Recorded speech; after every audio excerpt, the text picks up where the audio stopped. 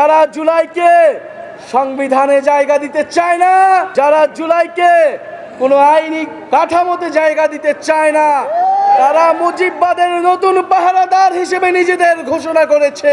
স্বৈরতন্ত্র এবং পরিবারতন্ত্রের অবসান ঘটাতে হবে এই বাংলাদেশ থেকে। জুলাই সনদ, জুলাই ঘোষণাপত্র আদায় করে ছাড়বো ইনশাল্লাহ। ৩রা আগস্ট ২০২৫ সালে বাংলাদেশের জনগণ আবারও মুজিববাদের বিরুদ্ধে, আবারও মুজিববাদী সংবিধানের বিরুদ্ধে একত্রিত হবে। এই প্রজন্ম বাংলাদেশের জনগণের কাছে প্রতিশ্রুতি নিচ্ছে যে একটি নতুন গণতান্ত্রিক সংবিধান এই দেশের মানুষকে উপহার দিবে, যেই সংবিধান বাংলাদেশের মানুষের অধিকার নিশ্চিত করবে, যেই সংবিধান ইনসাফ নিশ্চিত করবে। প্রিয় বন্ধুগণ, স্বৈরতন্ত্র এবং পরিবারতন্ত্রের অবসান ঘটাতে হবে এই বাংলাদেশ থেকে। মেধা এবং যোগ্যতার ভিত্তিতে আমরা নতুন রাজনীতি এবং নতুন বন্দোবস্ত গড়ে তুলব। প্রিয় বন্ধুগণ, আপনারা প্রস্তুত হন।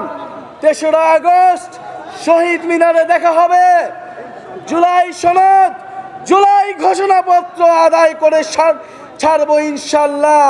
Click backup LED light load shedding এ দেয় 3 ঘন্টার ব্যাকআপ। লাইটের ব্যাকআপ, লাইফের ব্যাকআপ।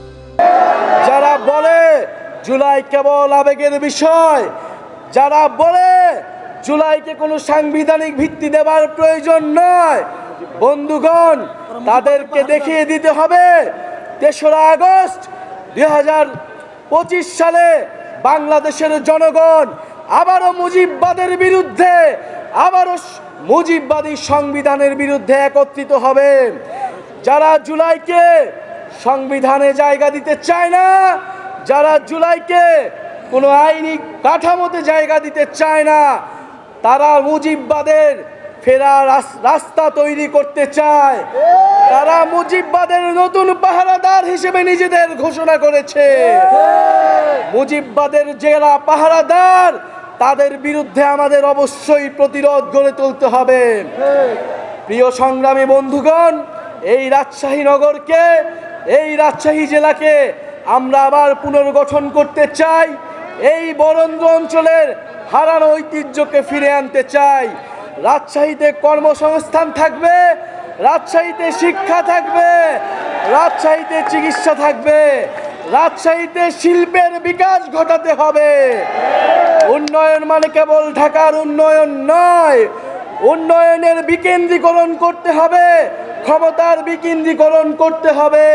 এটার জন্যই সংস্কার, এটার জন্যই আমাদের নতুন দেশ, এটার জন্যই জুলাই পদযাত্রা।